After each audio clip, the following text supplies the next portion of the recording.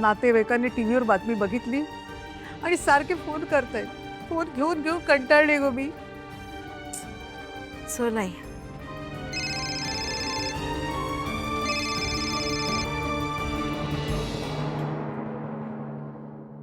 काय ग, कट का केलास? कोणाचा फोन होता?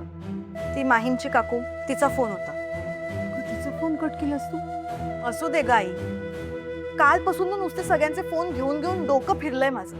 बरं 10 वर्षात कधीच यातला कोणी मला कधी फोन केला नाही किंवा कधी भेटले नाहीयेत. मी आता फोन करते. अगं फोन करतायत तर करतायत, प्रथम कसं आहे हे नाही विचारत आहेत, तर टोमणे मारतायत. आणि कळतंय का की टोमणे मारतायत आपल्याला ते? जाऊ दे आई, कशाला बोलायचं असल्या लोकांशी. आणि हे बघ, मी तुला पण सांगते, तू प्लीज कुठलेच फोन उचलू नकोस, सरळ कट कर. अगं हा आई, तुलाच त्रास होतो की नाही? आजी चहा घे.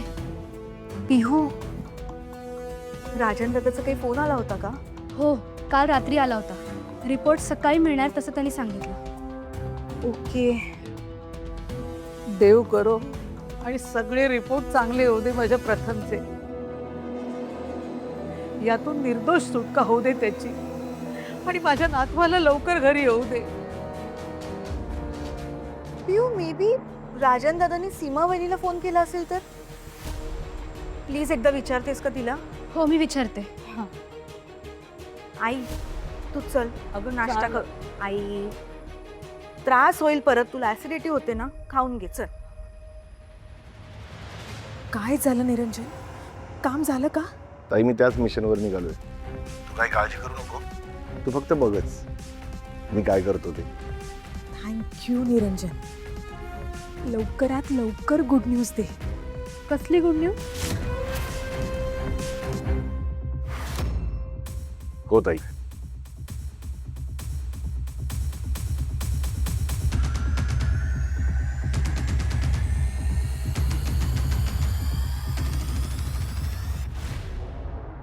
पिहू तू? आईचा फोन होता ग माझ्या. प्रथमचं कळलं ना तिला. खूप काळजी करत होती ग. मी ना तिला तेच म्हणत होते की नको काळजी करू आई इतकी. प्रथम घरी आला ना की लगेच गुड न्यूज देते तुला. इथे ना रात्रभर माझ्या डोळ्याला डोळा नाहीये बघ. सतत आपल्या प्रथमचा चेहरा डोळ्यासमोर दिसतो. मी आईला पण म्हटलं, साक्षात देव जरी माझ्या समोर आला आणि म्हटला ना की तुमचा प्रथम दोषी आहे, तरी मी मान्य करणार नाही. आमचा प्रथम असं करूच शकत नाही. हो ना पिहू? काय होऊन बसलंय सगळं? काही काम होतं का माझ्याकडे? राजन काकाचा काही फोन आला होता का हे विचारायला आले होते. नाही ग, राजनचा पण फोन आला नाही अजूनपर्यंत. मी काय म्हणते पिऊ, मी ना मंदिरात जाते. हा, प्रथमसाठी आपले प्रार्थना करते. प्रार्थना काय, देवाला चांगला अभिषेकच करवते बघ तू. मला ना चैन पडणार नाही. आपला प्रथम असा कसा असेल ग माझा? काकू खरंच बदलली आहे की?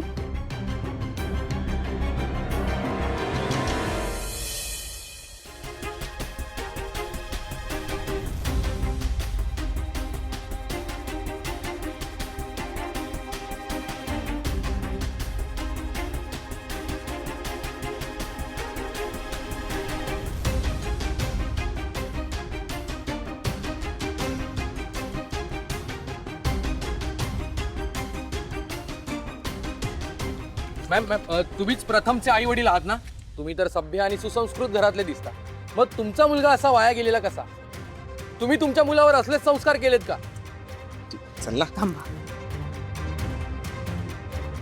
काय काय बोलताय तुम्ही? तोंडात येईल ते बरळताय.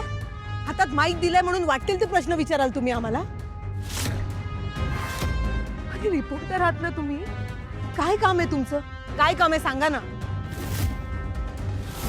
खऱ्या बातम्या लोकांपर्यंत, समाजापर्यंत पोहोचवून त्यांना अलर्ट करणं हे काम आहे तुमचं. काय विचारलं तुम्ही मॅडम? की माझा मुलगा अंमली पदार्थ घेतो का, तुम्हीच घेता का, तो कधी घेतो हे आम्हाला माहिती आहे का? हे काय प्रश्न झालेत? मी काय तुमच्या ते TRP साठी तुम्ही वाटेल ते विचारा? आई वडील होता मी. आणि हे बघा, माझ्या मुलाचा गुन्हा सिद्ध झाला नाही अजून, आणि माझी खात्री आहे की तो सिद्ध होणार नाही, तो निर्दोष साबित होतो. आणि समजा जर माझा मुलगा अंमली पदार्थ घेतोय हे सिद्ध झालं तर मी स्वतःला आई म्हणून घेणार नाही. आई वडील कधी मुलांना वाईट शिकवण देत नाहीत. मुलांचं नेहमी चांगलं व्हावं असंच वाटतं, चांगलेच संस्कार देतात. मुलं जातात कधी कधी मोहाच्या आहेरीत, पण कायम विजय आईच्या प्रेमाचा होतो, तिच्या संस्कारांचा होतो, तिच्या मायेचा होतो. मिळाली तुम्हाला तुमची उत्तरं?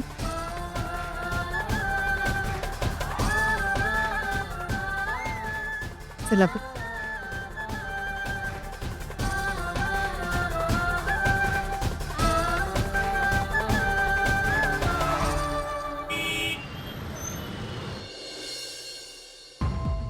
हे रिपोर्ट्स आहेत, डॉक्टरांना द्यायचे आहेत.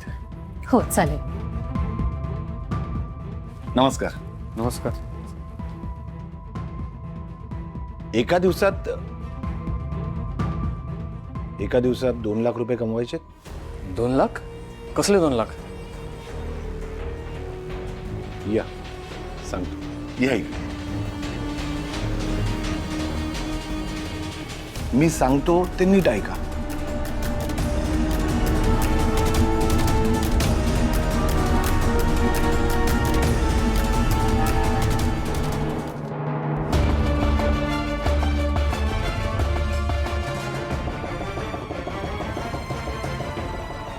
काय ना? प्रथम पाटकर. ओ पैसे